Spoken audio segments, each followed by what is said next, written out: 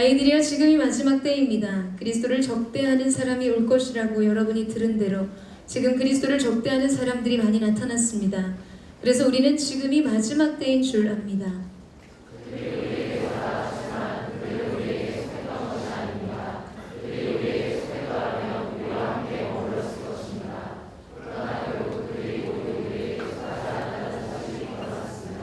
여러분은 거룩하신 분에게 기름 부음을 받고 여러분 모두가 진리를 알고 있습니다.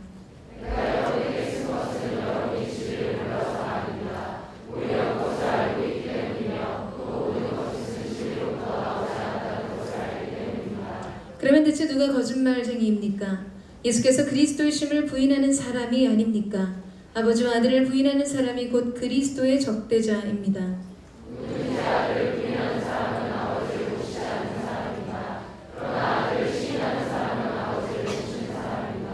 여러분은 처음부터 들은 것을 여러분 안에 간직하십시오. 만일 처음부터 들은 것이 여러분 안에 거한다면 여러분 아들과 아버지 안에 거하게 될 것입니다.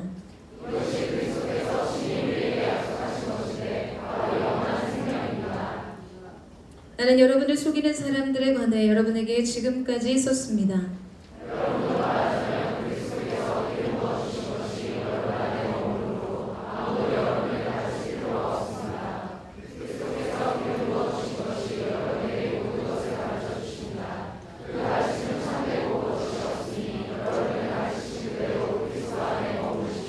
그러므로 자녀들이여 항상 그리스도 안에 머무르십시오. 그러면 그리스도께서 나타나실 때 우리가 담대하고 그분이 오실 때 그 앞에서 부끄러움을 당하지 않을 것입니다.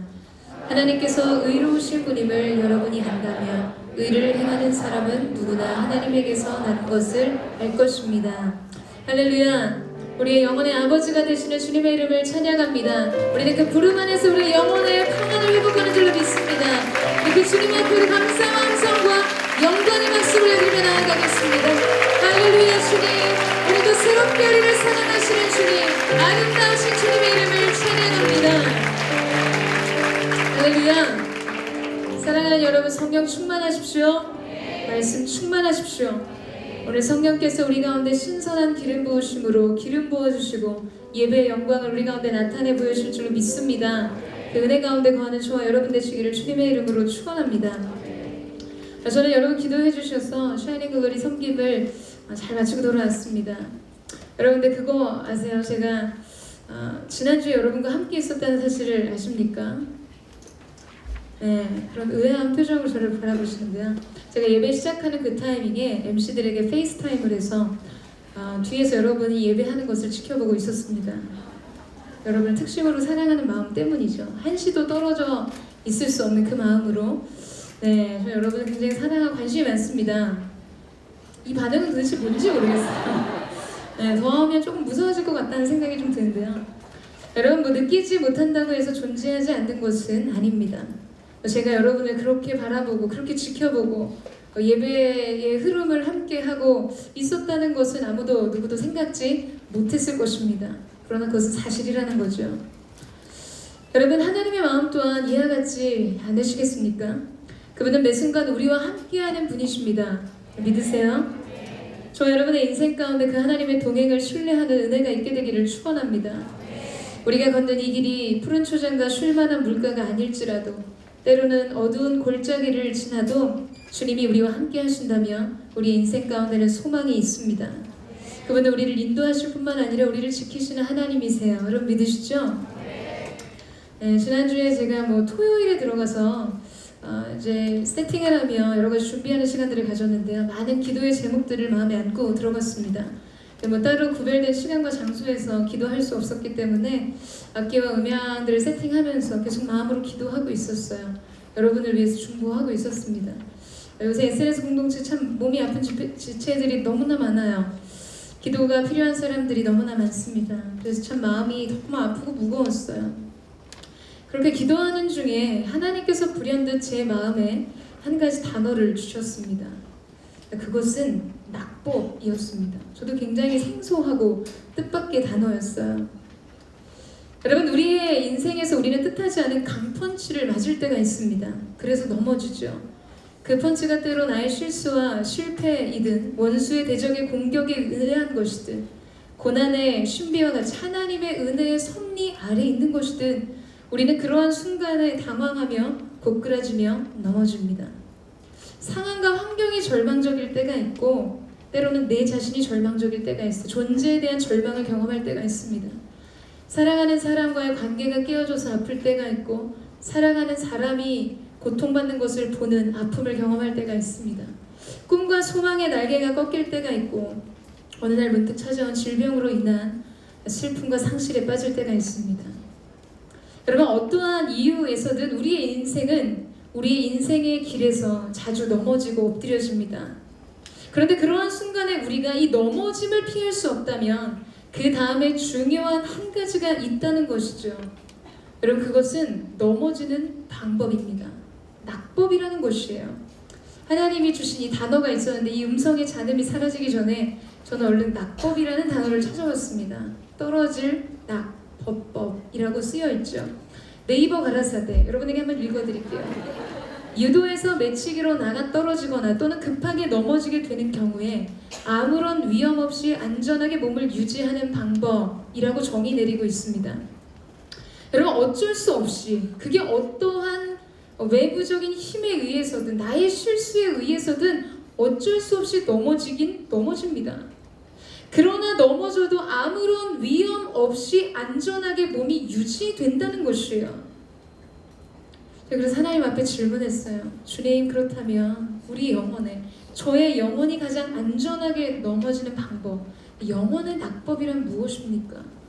하나님께 질문했을 때 그때 하나님께서 제 마음 안에 말씀하셨어요. 너는 내 품으로 넘어져라. 내 사랑 안으로 쓰러져라. 하나님께서 올해 시작하면서 제게 주셨던 약속의 말씀이 신명기 33장 27절에서 29절의 말씀인데요. 그 중에 이런 말씀이 있습니다. 영원하신 하나님이 내 처소가 되시니 그의 영원하신 팔이 내 아래 있도다. 제가 이번 홀리임팩트 음반에 수록된 완전한 사랑 한없는 은혜를 만들 때 이 가사의 말씀을 수록하고 녹음 중에도 이 멘트를 넣은 적이 있었는데요. 여러분, 우리의 인생 속에 영원하신 하나님이 우리의 인생의 처소가 되신다는 것이에요. 우리의 인생에 거할 곳이 되시는데 그 하나님의 영원하신 사랑의 팔이 우리의 영혼과 우리의 인생 아래에 있다는 사실입니다. 여러분, 마치 높은 건물 위에 그 아래 설치되어 있는 안전한 금옥말처럼 우리의 인생에 때로 우리의 삶이 쓰러지고 넘어질 때 그 하나님의 영원하신 그 크신 사랑의 팔이 우리의 인생 아래 받치고 계시다는 사실이죠. 여러분, 그렇기 때문에 우리의 인생은 하나님 품 안으로 넘어질 때 안전하다라는 것입니다. 그 어떤 고통과 절망과 역경과 이 슬픔의 문제들 앞에서도 여러분, 우리의 삶이 다른 것을 기대하지 않고 다른 것을 의지하지 않고 사람을 바라보고 세상을 바라보지 않고 하나님께로 넘어지는 소망이 있다는 사실이에요. 여러분, 동의하십니까? 그분의 영원하신 팔이 우리 아래에 있기 때문입니다. 어디로 쓰러져도 주님 안에서 쓰러지면 된다는 것이에요. 그래서 우리의 영혼은 두렵지 않습니다. 여러분, 우리는 불안하지 않아요. 우리 안에 있는 모든 근심과 두려움과 염려는 벗어지게 될 것입니다. 우리가 그분 안에 있을 때, 우리가 그 품에 안겨 있을 때 우리는 안전하다는 것이죠. 사랑하는 여러분, 이것이 바로 우리 영혼의 낙법입니다. 저는 저 여러분의 삶 속에 평생 이 사실을 기억하는 은혜가 있게 되기를 축원합니다. 주께로 피하는 인생에게는 소망이 있습니다. 구원이 있어요. 하나님께서 그들을 결코 거절치 않으시고 하나님의 놀라우신 은총의 날개 아래로 품어 주실 것입니다.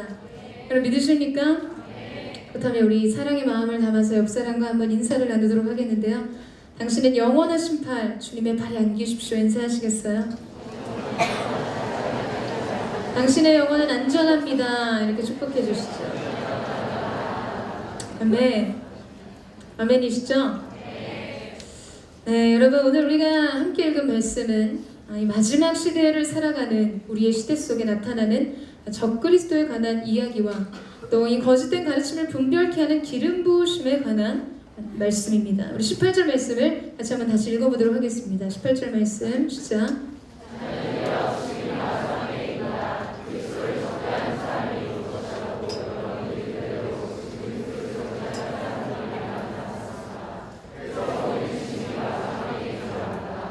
여러분, 여러분 여기서 이야기하는 적그리스도는 짐승의 표를 받은 자, 666, 어떤 특정인이나 특정 단체를 의미하는 것이 아닙니다. 시와 공간을 초월해서 예수 그리스도를 적대시하는 총체적인 영적인 실체를 가리키는 말입니다. 안티크라이스트, 적그리스도라는 이 단어에는 두 가지 의미가 있는데요. 첫 번째는 거짓된 가르침으로 그리스도를 거스리고 그리스도를 대적하는 영을 의미합니다. 또 다른 한 가지는 이 그리스도의 권위와 영광을 침해하는 영을 의미합니다. 그리스도께서 받으셔야 할 영광과 권위를 자신이 취하고 그리스도 위치에 그분의 보좌에 자신을 두는 것을 의미합니다. 여러분 이런 적그리스도의 영에 대해서는 우리의 존재의 외부 세계와 내부 세계에서 찾아볼 수 있습니다. 먼저 이것은 흔히 우리의 세대 안에서 그리스도를 대항하여 일어나는 이단의 세력들에 대해 말할 수 있습니다. 이 말씀이 쓰여진 당시 요한 사도가 살았던 초대교회 시대에는 영지주의라고 하는 이단이 거짓된 가르침으로 교회와 성도들을 위협했습니다. 제가 이 요한 서신 강의를 시작하면서 잠깐 설명드린 바가 있었는데요. 여러분 그들은 육체는 악하고 영은 선하다라는 이분법적인 사고를 가지고 이 그리스도께서 육체를 입고 계신 이 성육신하신 사실에 대해서 부정하는 일을 했습니다. 그들이 주장하는 이 가현설이라는 것은 그리스도의 영이 육체를 입고 성육신하신 것이 아니라 마치 환영과 같이 실제로 존재하지 않는 육체가 그냥 육체와 같이 보이는 것이 나타나 보였을 뿐이라고 주장하는 것이죠. 여러분 이것은 성경의 가르침을 정면으로 거스리고 대적하는 생각입니다. 요한 사도가 살았던 그때와 마찬가지로 오늘날에도 교회를 어지럽히는 많은 적그리스도의 영, 이단들이 판을 칩니다. 최근에 한국교회는 이 신천지라는 이단이 하나님의 교회를 대적하고 깨뜨리는 일에 앞장을 섭니다. 그들은 여러분 잘 아시죠? 산을 옮긴다라는 표현을 씁니다. 전략적으로 교회 안에 들어와서 신임을 얻어요. 중직자가 되기까지 정체를 숨깁니다. 그렇게 기회를 엿보다가 목회자들을 공격하고 넘어뜨림으로 교회를 혼란에 빠뜨리고 그야말로 교회를 통째로 먹어버리는 전략을 펼칩니다. 이것을 그들의 전략의 명칭상 산을 옮기다라는 표현을 쓴다는 거죠. 경고합니다. 누가 듣든 저는 영적 경고예요. 교회 내에 잠입해 있는 모든 신천지와 이단들은 떠나갈지어다. 한국교회 안에 들여있는 이 모든 거짓 가르침들은 끊어짐을 예수 그리스도 이름으로 선포합니다. 그래서 이제 청년들에게 있어서 신천지를 감별하는 손쉬운 감별법에 대해서 예전에 그 이단 연구 소장이신 목사님이 알려주신 적이 있었어요. 여러분 옆 사람과 이렇게 한번 인사할까요? 이만희 나쁜 놈, 멍멍새끼 이렇게 한번 얘기해보세요. 웃지 마세요. 옆에 사람과 인사합니다. 이거 제가 말한 게 아니라 그분이 알려주신 거고요. 원래 되게 세게 말해야 되는데 제가 지금 제 입에 차마 그 말을 담을 수가 없어서 굉장히 순화시킨 거예요. 하셔야 돼요. 여러분 이 고백을 옆 사람에게 못하는 사람을 유심히 보라는 거예요. 여러분 신천지는 정말 이 말을 못합니다. 진짜로요. 제가 뭐 그냥 하는 얘기가 아니라 이게 정말 신천지 감별법이라는 거야. 네, 제가 지금 되게 순화시켜서 표현했는데 원래는 되게 센 얘기거든요. 차마 제가 강단에서 그 말을 담을 수가 없어서 이렇게 표현을 한 건데요. 왜냐하면 그들에게 이만희는 하나님이거든요. 하나님과 같은 존재이기 때문에 신성한 그분을 향해서 아무리 내가 이렇게 교회 잠입해 있다 그래도 그 말을 못 뱉는 거예요. 옆에 사람을 다시 한번 보시겠어요? 여러분 그들은 진리의 영을 대적하고 거짓으로 옷 입어 그리스도인 척, 진리인 척 가장하는 더러운 세력들입니다. 아멘이십니까? 되게 아멘을 해야 될 것 같은 느낌을 좀 아멘을 하신 것 같아요. 여러분 오늘 본문 19절 말씀 중에 요한 사도는 이렇게 이야기를 합니다. 그들이 우리에게서 나갔지만 그들은 우리에게 속했던 것이 아닙니다. 그들이 우리에게 속했더라면 우리와 함께 머물렀을 것입니다. 그러나 결국 그들이 우리 안에 속하지 않았다는 사실이 드러났습니다. 여러분 처음에 그들은 진리 곁에서 기생을 하듯이 성도들의 무리 안에서 교회인 척 가장하고 자라납니다. 그런데 결국에 가서는 그들의 존재가 다르다는 것이 발각된다는 거예요. 여러분, 이단이라는 뜻을 잘 알고 계시죠? 끝이 다르다는 것입니다. 시작은 같은 것 같아 보였어요. 근데 결국 종국에 가서는 다른 형태, 다른 내용, 다른 메시지가 등장하는 것이 이단인 것이죠. 시작은 같은 것, 내용은 비슷해 보이지만 그들이 결론적으로 말하고 있는 진리는 진리가 아닌 거짓이고, 하나님의 아들 그리스도를 대적하며 적그리스도의 영을 가지고 있다라는 것입니다. 본문 21절 말씀에 이 거짓이라는 표현의 원문을 살펴보면 푸슈도스라는 단어를 사용하고 있어요. 여러분, 이 단어의 뜻은 모조품, 가짜라는 뜻의 단어입니다. 모양이나 내용은 진품이랑 비슷해 보이지만 실상은 모조품이라는 거예요. 가짜라는 것입니다. 이것이 진리로 가장하고 흉내내고 있는 이단들의 거짓입니다. 여러분, 저희 집에는 중국에서 사온 진귀한 물건이 하나 있었습니다. 어머니와 아버지가 이 중국 계림에 다녀오시면서 캐리어 한 구석에 거의 신문지로 한 100만 번 감은 듯한 뭉치를 하나 꺼내셨던 날이 있었어요. 약간 상기되신 표정의 저희 어머니께서 신문 뭉치를 풀기 시작하셨습니다.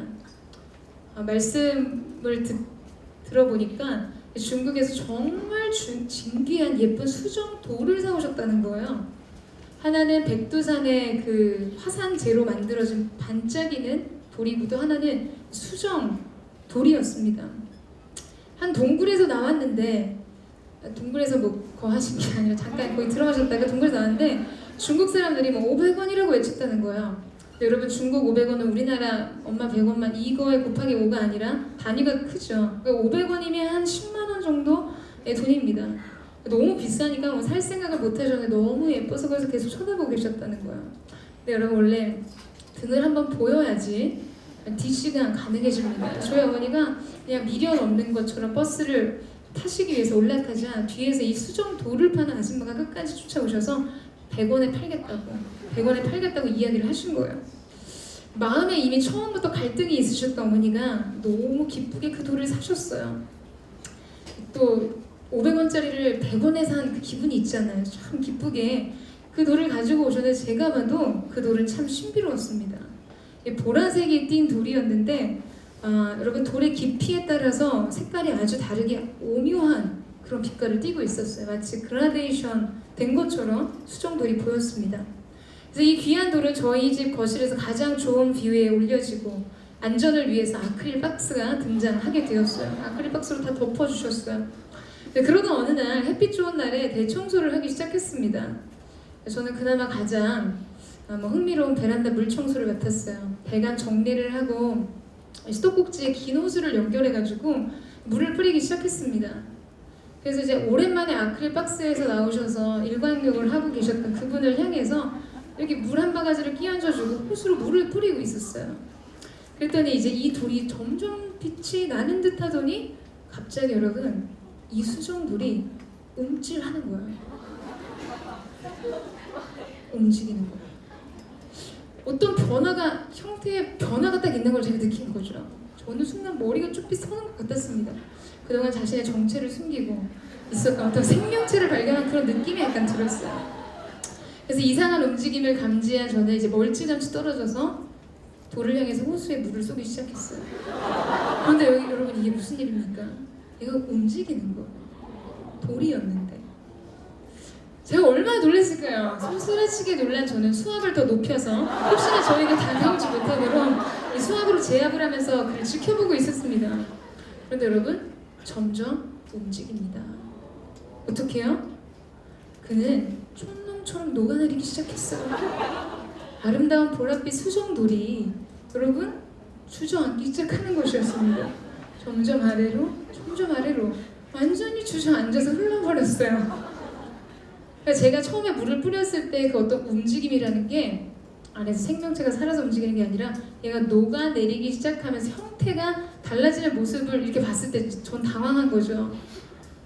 여러분, 놀랍게도 그 아름다운 보라색 수정돌의 정체는 설탕이었습니다. 귀하고 진귀한 보라색 수정돌. 가면을 벗은 그의 모습은 물에 녹아버린 설탕 덩어리였어요. 여러분 제가 얼마나 기가 막혔겠습니까? 근데 이 상황을, 이 정황에 대해서 제가 빨리 어머니께 설명하지 않으면 이 책임을 온팡 뒤집어 쓸 것 같은 거예요. 그래서 얼른 어머니께 아직 이렇게 좀 형태가 남아있을 때 와보시라고 불러서 마지막 호수를 분사하기 시작했어요. 그랬더니 그냥 없어져 버리는 거죠. 그래서 나중에 이렇게 이게 도대체 뭔지 찍어봤더니 단맛이 나는 거예요.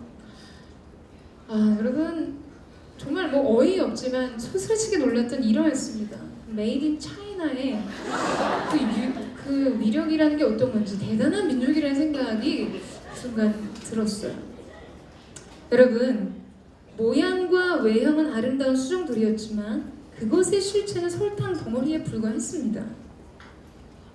여러분 이와 마찬가지로 이 마지막 때를 살아가는 우리 앞에는 진리인 척 가장하는 거짓된 가르침들이 있다라는 거예요. 마치 거기에 생명이 있을 것 같고 마치 그곳에 구원이 있을 것만 같게 보이도록 위장하는 세력들, 가장하는 세력들이 있다라는 것이죠. 여러분 절대 그들은 눈에 띄게 확연하게 다르게 보이는 미련함으로 옷 입지 않습니다. 같아 보여요. 그리고 훨씬 더 합리적인 것 같고 그것이 신학적으로 훨씬 더 합당해 보이기까지 합니다. 말씀에 정통한 것 같이 보이게 한다는 것이죠. 그러나 다른 것이 있어요. 예수에 대한 그들의 가치, 그들의 고백이 다르다는 거죠. 여러분 예수 외에는 다른 길이 없음을 선포합니다. 예수 외에는 하나님께서 우리에게 다른 이름을 주시지 않으셨어요. 그분만이 우리의 유일한 길이요 진리요 생명이 되십니다. 여러분 믿으십니까? 제 아무리 모양이 그럴싸하고 모양과 형태를 갖추고 내용도 얼추 비슷해 보인다 할지라도 여러분 예수만이 유일한 생명이고 예수 안에 우리의 영혼의 유일한 구원의 길이 있다라는 사실입니다. 이것을 고백하지 않는 다른 모든 것은 거짓된 가르침이라는 사실이에요. 여러분 속지 마십시오. 여러분 아멘 하세요. 속지 마십시오. 여러분 어느 선까지는 굉장히 은혜가 있어요. 이해가 됩니다. 정말 아멘이 나와요. 그리고 꽤 우리 안에서는 풀어지지 않는, 여러분 하나님의 신앙의 영역에는 신비라는 영역이 있어요. 여러분 인간 세계 안에서 뭐든지 다 이해되고 다 설명되면 여러분 그것은 신비라고 부를 수 없죠. 하나님이 만물을 창조하시고 세계를 경영하신 하나님의 경영에 속한 것들은 고난의 신비도 우리가 신비라고 이야기하지 않습니까? 인간의 생각, 인간의 지혜로는 다 알 수 없는 영역들이 있어요. 그것은 하나님의 영역입니다. 근데 이단들은 굉장히 합리적이고 논리적이고 딱딱 떨어지는 답을 제시해요. 그래서 마음이 간지러워서 뭔가 결론을 얻고 답을 얻고 싶은 사람들이 현혹돼요. 그래서 여러분 이단에 빠진 사람 중에서 이 공부 많이 하신 분들 많이 빠진다는 이야기 듣게 되죠. 논리적으로 나를 이해시켜주는 그들의 신앙 속에 다른 가르침, 다른 신앙, 예수가 전부이지 않아도 되는 성경에 대한 다른 가르침과 해석에 대해서 마음을 뺏기게 된다는 사실이죠. 여러분 그러나 본질에 있어서 예수가 전부이지 않은 다른 사상과 다른 신학과 다른 가르침과 다른 해석은 존재할 수 없습니다. 동의하십니까? 모든 이름 위에 뛰어난 이름 예수 그리스도, 그분만이 열방의 유일한 소망이 되세요. 그렇기 때문에 이 예수 그리스도에 대한 다른 해석과 다른 관점과 예수를 부인하는 것은 거짓이요 가짜라는 사실입니다. 자, 여러분 그러나 앞서 말한 대로 이 적그리스도의 영은 그렇게 단순하게 시대와 세대를 침투해 들어오는 이단의 세력으로만 해석되지는 않습니다. 때로는 이 적그리스도의 영이 믿는 우리 안에서 발견될 때가 있다는 것. 진짜인 것 같지만 가짜로 살아가는 모조품인 신앙인들. 우리가 하나님을 믿는다고 말하지만 그 신앙이 진짜가 아닐 때가 더 많습니다. 사랑을 말하지만 사랑이 아닐 때가 있어요. 진리가 결론이라고 말하지만 정말 그 끝이 말씀으로 끝나지 않을 때가 있다는 것입니다. 진리가 결론이지 않을 때가 있다는 거예요. 세속의 가치를 가리기 위해서 위장된 종교적인 열심으로 반응하고 행동하지만 여러분 본질은 가릴 수 없다는 거예요. 하나님을 사랑한다라고 고백하지만 그 사랑이 결국 내 자신을 위한 사랑일 때가 있습니다. 저는 오늘 우리가 우리 영혼이 진지하게 이 질문 앞에 서는 은혜가 있었으면 좋겠습니다. 여러분은 진품입니까? 아니면 모조품의 인생을 살고 있으십니까? 하나님이 여러분의 인생을 향해 당신은 진짜입니까? 라고 질문하신다면 여러분의 대답은 무엇입니까? 여러분의 삶에 정말 진리가 결론된 삶을 살고 계세요? 예수가 결론인 인생을 살고 있습니까? 시작은 같은 것 같아요. 하나님을 신앙하는 마음의 태도와 반응으로 시작은 한 것 같지만 그 끝은 신앙의 결론이 아닐 때가 있다는 것이죠. 여러분, 저도 오늘 이 말씀 앞에서 우리의 영과 혼과 우리의 모든 것이 새로워지는 은혜가 있게 되기를 주님의 이름으로 축원합니다. 진짜의 인생을 사십시오. 언제나 말씀이 우리의 종국의 결론이 되는 인생을 사세요. 예수가 결론인 인생을 사십시오. 하나님을 신앙하는 믿음이 인생의 결론이 된 하나님을 사랑하는 예배자 되시기를 주님의 이름으로 축원합니다. 적그리스도의 영의 두 번째 부분을 말할 때 우리는 그리스도의 권위와 영광을 침해하고 자신의 것으로 취하는 것이라고 나눴습니다. 여러분, 이러한 부분들은 이단의 교주들과 같이 특정 인물들을 통해 드러날 뿐만이 아니라 우리의 삶의 무수한 영역 속에서, 세상의 한복판 속에서, 그리고 때로는 우리의 예배와 사역의 현장 속에서도 드러나는 영이라는 거예요. 여러분, 성경은 예배하는 무리들을 일컬어서 영광을 주께 돌린다라고 표현합니다. 여러분, 영광을 드리는 것이 아니라 영광을 돌린다는 거예요. 본래적인 영광의 주인에게 그 영광을 돌려드린다는 것입니다. 여기에서 중요한 개념이 녹아져 있는데, 여러분, 처음 영광은 인간에게 주어져요. 우리 안에 영광이 있는 것이 아니라 우리에게 영광이 주어진다는 사실입니다. 우리가 세상을 살아갈 때 여러분이 세상 속에서 성공적으로 어떠한 일을 수행하시고 완성시켰을 때, 여러분의 지혜와 지략으로 좋은 결과를 일궈냈을 때 세상은 여러분에게 영광을 보냅니다. 사역의 현장도 마찬가지예요. 박수와 갈채로 환호합니다. 자, 여러분, 그런데 바로 그때 마음에는 시험이 찾아온다는 거죠. 우리의 영적인 기능이 살아있다면 여러분, 예배하는 인간은 자신에게 찾아온 이 영광을 본래 그 영광의 주인에게 돌려드려야 합니다. 믿으세요? 자, 여러분의 이해를 돕기 위해서 제가 여기 배구공을 가지고 왔습니다. 그리고 이 배구공에 한쪽에는 글로리라고 써있고 한쪽에는 영광이라고 써있어요. 이 공을 영광이라고 정의를 내려보겠습니다.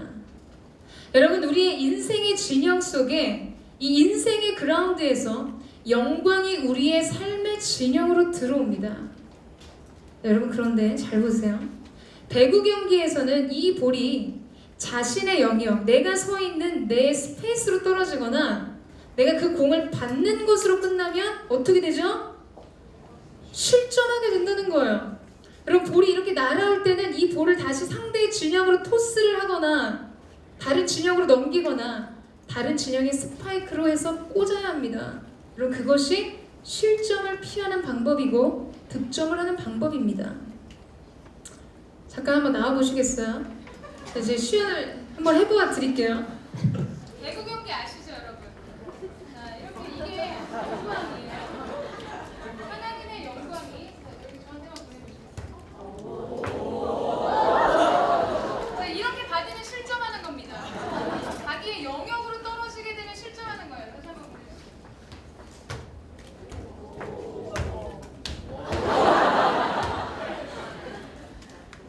여러분, 어떤 형태의 모양인지 아시겠어요? 자, 여러분의 인생 속에서 여러분 이 그림을 간직하셔야 됩니다.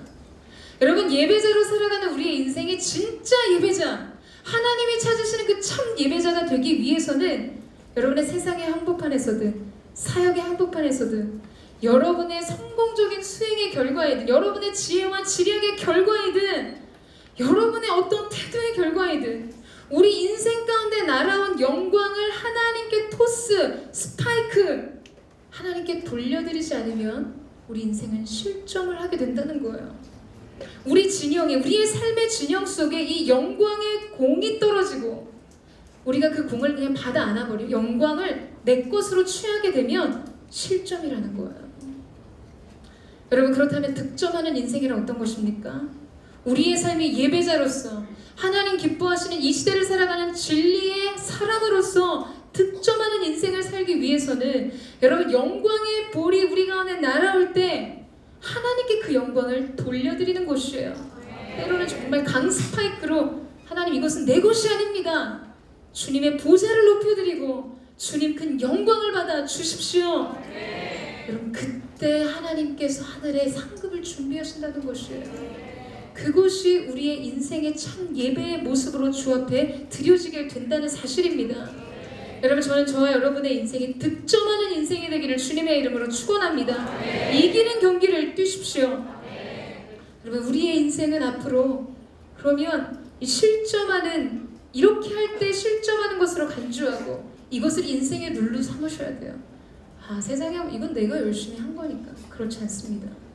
여러분, 모든 영광을 하나님께 돌려드릴 때 여러분의 인생 속에 하나님 주신 상급이 쌓이고, 요한계시록 말씀에도 그렇게 등장하고 있죠. 면류관을 주님의 보좌 앞에 던져 예배합니다. 거룩하다, 거룩하다, 거룩하다.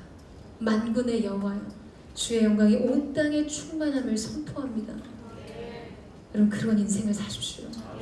어떠한 것이든, 그것이 여러분의 노력의 수확이든, 내가 오랫동안 눈물로 뿌렸던 씨앗의 추수이든, 그것을 이루게 하신 하나님, 영광의 주인 되신 주님 앞에 그 인생의 모든 영광과 능력을 올려드리는 저와 여러분 되시기를 주님의 이름으로 축원합니다. 자, 여러분, 그렇다면 우리가 이런 거짓된 가르침을 분별하기 위해서는 우리의 삶 가운데 또한 무엇이 필요할까요? 성경은 오늘 이 부분에 중요한 부분을 우리 가운데 말씀하고 계십니다. 우리가 우리 안에 일어나는 정말 예수로 결론되어져 말씀으로 결론을 삼는 이러한 인생, 그리고 우리의 세대 가운데 이 잘못된 거짓된 가르침을 분별하기 위해서는 여러분, 우리 안에 진리를 아는 것이 필요합니다. 여러분은 거룩하신 분에게 기름 부음을 받았고 여러분 모두가 진리를 알고 있습니다. 여러분, 오늘 요한 1서 말씀 안에는 이것을 우리 가운데 기준으로 제시하고 있어요. 이것이 바로 거짓을 분별하는 방법이라고 말씀하고 계십니다. 여러분, 미국 재무국에 가면 이 위조 지폐 감별법에 대해서 훈련하는 사람들이 있습니다. 그들은 그 위조 지폐를 가져다가 분석하고 재질을 판단하고 그런 일을 하지 않아요. 확대경을 가져다가 위조 지폐를 들여다보고 있지 않습니다. 여러분, 위조 지폐를 감별하고 찾기 위해서 그들이 하는 훈련은 진짜 지폐를 몸에 익히는 훈련을 합니다. 오랫동안 끊임없이 진짜 화폐들을 모아놓고 계속 그것을 만집니다. 끊임없이 만져요. 그것을 몸으로 체감하면서 몸이 그것을 익히고 알도록. 여러분, 이런 훈련이 오래 쌓이면 이제 이렇게 돈을 만지기만 해도 탁 걸린다고요. 이거는 다른 것이라고 안다는 것이죠. 다른 것이 섞여 있어도 그들의 손의 감각으로 위조 지폐를 찾아냅니다. 다른 것을 느끼는 것이. 너무나 오랜 시간 동안 진짜의 것이 무엇인지를 몸으로 익혔기 때문에, 그것을 오랫동안 탐구하고 연구하고 받아들였기 때문에 다른 것에 대한 감각이 살아난다는 거예요. 그것을 분별할 수 있는 능력이 생기게 된다는 것이죠. 여러분, 우리의 영적인 삶 속에서도 다른 영에 대한 분별은 어떻게 하는 것입니까? 그것은 영 분별하는 은사 받은 분들만 하는 것입니까? 그렇지 않다는 거예요. 거짓 가르침에 대한 분별은 여러분, 연구하고 분석한다고 알 수 있는 것이 아닙니다.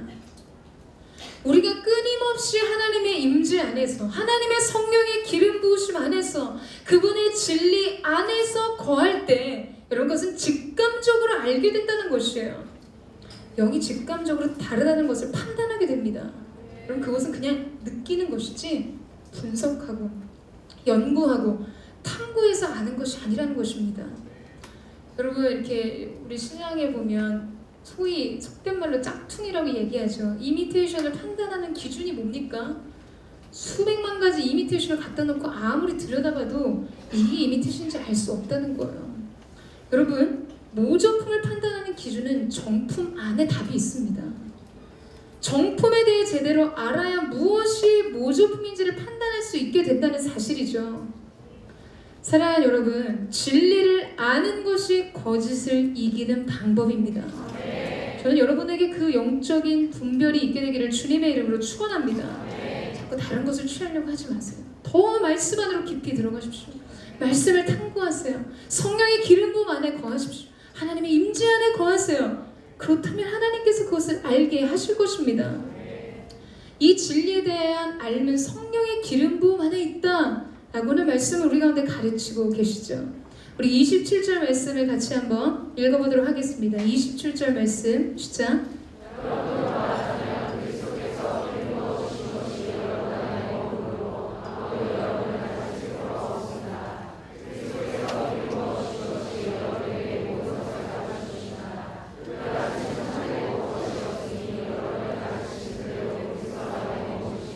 여러분, 진리를 조명하시는 것은 성령님이십니다.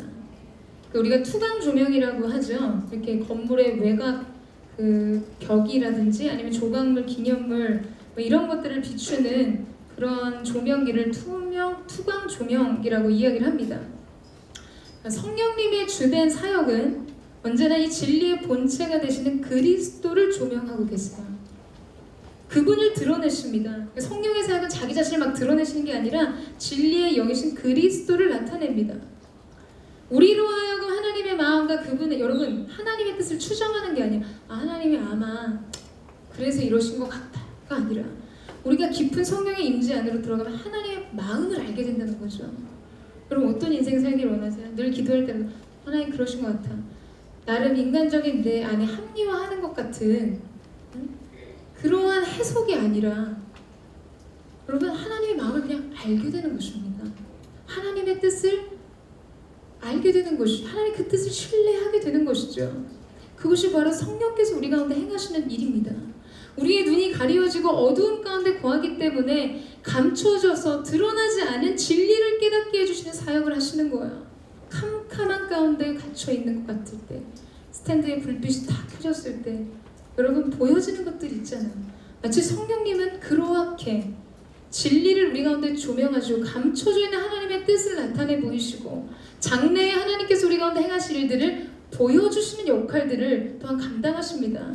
그분은 물론 위로자가 되시고 상담자가 되시고 우리를 돕는 분이세요. 여러분, 우리가 성령의 기름 부으심 안에 거할 때 우리에게는 새로운 영적인 세계가 열리게 됩니다. 저는 오늘 우리가 이 예배 시간에 함께 하나님 앞에 기도하고 그분의 기름 부음 안에 들어갈 때 여러분 속에 닫혀 있었던 새로운 영안이 열려지고 영적인 세계가 열려지고 지혜와 계시의 영이 임하는 놀라운 은혜가 있게 되기를 주님의 이름으로 축원합니다. 저는 개인적으로 이 말씀을 아주 특별히 사랑하는 말씀입니다. 저는 외부에서 강의를 할 때마다 항상 매번 강의를 시작하기 전에 이 말씀을 읽습니다. 누구든지 성령의 기름 부으심 안에 거하면 누구도 우리를 가르칠 필요가 없다는 거예요. 여러분, 사실 강사 입장에서 티칭도 필요 없습니다. 티칭을 하는 강사도 필요 없습니다. 이건 사실 불리한 발언이죠. 그러나 여러분, 그것이 사실이라는 거예요. 믿으세요? 성령께서 임하시면 그 누구도 우리를 가르칠 필요가 없어집니다. 다만 우리가, 제가 이 앞에 서 있는 저도 사실 필요 없어요. 다 필요 없어요. 성령님만 우리 가운데 계신다면. 저는 여러분, 사실 제가 이렇게 많은 간증의 고백들을 페이퍼로 썼다가 통으로 그냥 다 지워버렸는데요. 뭐 이런 얘기를 또 하거나 다 지워서 하지 않았는데요. 저는 누구보다도 이 말씀의 실제를 삶의 현장 속에서, 사역의 현장 속에서 너무나 뼈 깊이 경험했습니다. 놀라운 일들을 경험했던 시간들이 있었어요. 우리가 깊은 성령의 인도하심 속에 성령이 하시는 레슨을 받게 되면 여러분, 그것은 세상이 우리 가운데 가르치는 지혜와는 좋게 비교할 수 없습니다. 우리가 어떠한 지식을 습득하기 위해서는 배움의 과정이라는 게 필요하지 않습니까? 근데 여러분, 성령님께서 우리 가운데 기름 부으실 때는 이 모든 것을 통찰하는 인사이트가 열려지게 됩니다.